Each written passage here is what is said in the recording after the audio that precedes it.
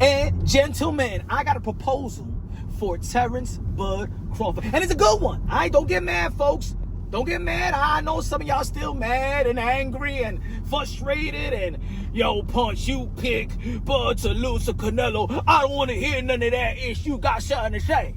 Relax, man. Damn, we boxing fans, man. Do I got to get every prediction right? Sheesh. But anyway, I got a good proposal that would enhance the legacy of Terence Bud Crawford, will keep the interest in the sport of boxing, and I'm talking about the interest of the American fans, North America. You feel me? We all know that the problem in the sport of boxing has been inactivity. Can't sustain momentum. We have a great event, but then we don't know what's going to be happening next, right? Terence Bud Crawford is the face of boxing. I acknowledge it. Many of you acknowledge it.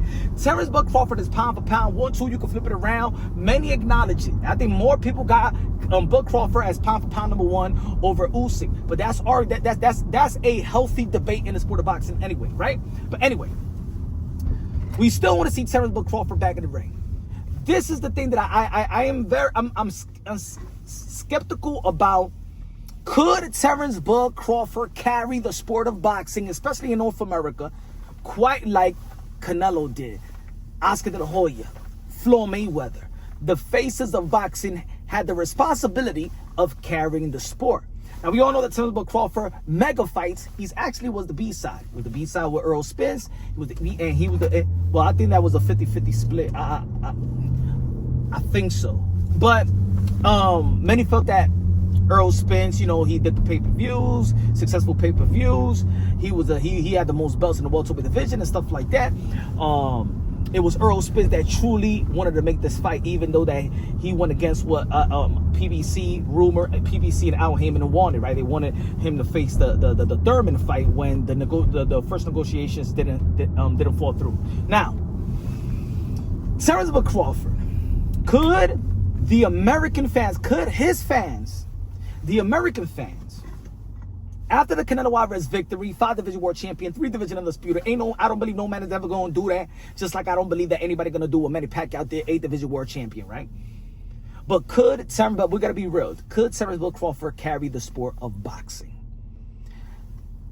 I think he can, only if he does what I am proposing, and I believe wholeheartedly that you all will agree with me. All of you. And the only one that will disagree are those that are just haters of punch drunk boxing. Nah, I'm not going to say haters because I don't want to be like, well, you don't agree with me, you a hater. Just like when I don't agree with y'all, I don't call y'all a hater. Y'all could respectfully disagree. We want to see Terence Bud Crawford back in the ring, and we don't want to wait a whole year like he's been doing for the past, 3-4 years, right? Come on, let's be real, let's be honest. Come on, he's the face of boxing. He's El Rey, the king. I can't see, damn, the next time I see Terence Bud Crawford, he ain't get hurt, with Canelo Alvarez. We didn't want to see Canelo Alvarez Terence Bud Crawford in August or next September and October. Come on, that's too long. Terence Bud Crawford, let's be real, let's be honest. I've been talking about this for a month right now, and it doesn't seem like the boxing community truly is in for a fight with Bud and Demise Andre, Bud and Jermall Charlo, right? Those are options, but those are not the options that many of the boxing world really want to entertain. I do believe that the 160-pound division is a ghost town. It's not a mega fight. We need Terence Bud Crawford not only to be active, but now that he is the king, he has the responsibility, just like we gave Floyd Mayweather. Floyd Mayweather, you got to fight Manny Pacquiao. Canelo, you got to fight David Benavidez. You know what I'm saying? Some cash cows in the sport of boxing, we don't need a bag, just like Oscar De La Hoya. Oscar De La Hoya fought anybody, any place, anytime, in their prime, in their comfort. The marketed, advertised 4 kings of today, or you could say 5 kings, right? Including with Shakur Stevenson, they truly have not been fighting each other, and they also inactive. Tank is going to be fighting Jake Paul. Shakur, T.O., they in negotiations. Hopefully it come to fruition in 2026. T.O. and Devin didn't happen, but Devin and Ryan happened, and Devin and Gervonta Tank Davis happened. But I believe that a lot of people is still criticizing. They don't know what to expect from these guys. But the greatness of Terence Bud Crawford, we could expect. Terence Bud Crawford needs to fight at 154. I know, and look. I'm not saying that he got anything to prove to anybody at 154. He don't have anything to prove to Boots. He don't have anything to prove to Virgil. He don't have anything to prove to Fundura and Thurman. No. But if he is going to continue his career, he's the face of boxing, and he has the responsibility to uplift the sport of boxing, just like every the face of the sport get most of the praise, but a lot of the criticism as well. Sports in America moves with the faces. Stephen Curry, LeBron James in basketball, the Tom Brady's of the world in football. You know what I'm saying? And even in wrestling, you got your Hulk Hogan's of the world and the Stone Colds and the Rocks, right? Terence Bud Crawford is that right now. Terence Bud Crawford has to go to a division and has to go and fight fighters that the fans in America is going to be interested in. The 154-pound division is very valuable to North America right now, because all these guys is Americans that people are looking forward to see and highly entertaining. Virgil Ortiz, American. Boots Ennis, American. Fundora, American. Thurman, they're going to be fighting Fundora and postpone hopefully 2026, right? Lubin, American as well. Earl Spence, they're going to be heading right back to the 154. I'm not saying that Bud needs to fight Earl Spence in a rematch, but I'm just saying that the 154-pound division is really the American division. Terence Bud Crawford versus Boots, massive. Terence Bud Crawford versus Virgil, massive. Terence Bud Crawford versus the winner of Thurman and Fundora, massive. Terence Bud Crawford. Yo, let me say it like this, man. If there was a narrative out there that, Earl Spence lost to Bud because he was weight drained or whatever, and let's say that Earl Spence come back and wins a spectacular victory with a knockout or something, knocks out Xander Zayas, we got Xander Zayas as well, or knocks out a Virgil, or knocks out a Thurman, for the winner of Thurman. Let's say he fights Jamel Charlo coming back in the ring. Jamel Charlo versus Bud Crawford. Ladies and gentlemen, let's be real, let's be honest. Terence Bud Crawford, all those matchups will be not only just for the hardcores that he's the face of boxing. The casuals will be into it. Everybody will be into it, because these are fights that we all truly want to see. Do we really talk about Bud versus Janibek? Bud versus Carlos Adamas? Bud versus Lara? Come on now. Terence Bud Crawford will have to go to the 154-pound division to captivate the imaginations of the boxing fans and sustain the fans. These are the fights. And look, the only thing that it will be unfair to ask us for Terence Bud Crawford to go back from 168 all the way to 154. Yet, I believe Jamel Charlo could do it. Go back. He hasn't done it yet, but he's willing to go back. Now, this is what I'm going to say. I was an amazing Roy Jones Jr. fan. That was my number one boxer. Him, Mike Tyson growing up, Pretty Boy Floyd, right?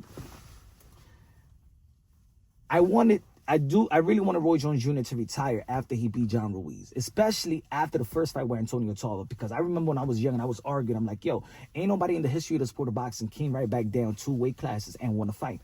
He did win the fight, but we all know that the reason there was a second fight because it was controversial, right?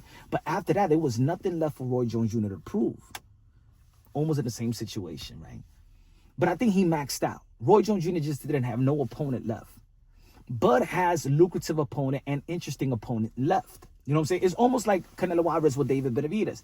Canelo Alvarez really didn't have nothing to prove to David Benavidez. The only issue was that David Benavidez was a champion and people recognize him as the best 168 outside of Canelo Alvarez. We looked at David Benavidez better than Caleb Plant at the time. So we felt that Canelo Alvarez, yes, he became undisputed, but he didn't beat the best guy. That's almost like if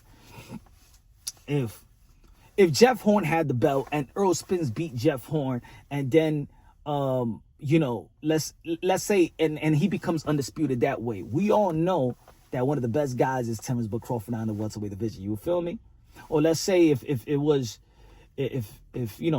Jeff Horn, he beat whatever, and Keith Thurman was the only one who had the belt, and then you never fought Keith Thurman. You understand what I'm trying to say? Terence Bud Crawford. My favorite division is the 154-pound division, the most lucrative division, the most exciting division, and we saw Terence Bud Crawford perform at 154. The only time that Bud Crawford looked vulnerable was at 154, and I've been saying that everybody that goes to 154, they don't look superhuman. Fundura to look superhuman. We've seen Virgil Ortiz get dropped and go through adversity. We've seen Lubin go through adversity. We've seen Jamel Charlo, Tony Harrison, Tim Tszyu, and this is the reason why I always felt prior to the Canelo Alvarez fight that now we are challenging yourself. Look, he challenged him with some Canelo Alvarez. I didn't think that it was going to be possible for him to, after his performance at 154, to climb to 168, and then I saw like, damn, all right, that's his peak.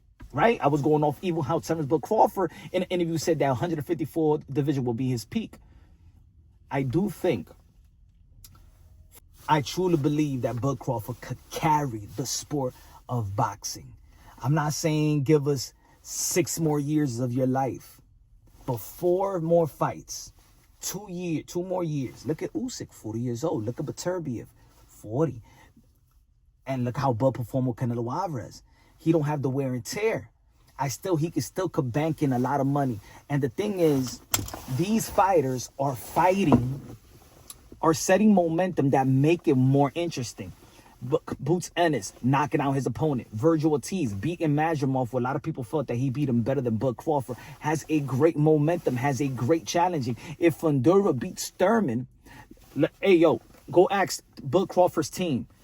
They always thought that Thurman was going to be more of a difficult fight than Earl Spence. Bomac said it. Coach Bernie the Boxer, he said it on my channel when I used to interview Bernie the Boxer. Shout out to Bud's team. Let's say if Thurman beats Fundura, Thurman and Crawford, come on, man. Crawford would truly carry the sport. Everybody would be interested. Everybody. I'm not saying that they won't be interested in Bud Crawford at 168. I just sense that who is out here talking about it. I mean, I was talking about it. Look, everybody, a lot of people didn't even like the it's unfortunate, but people didn't got behind Andre was calling him out.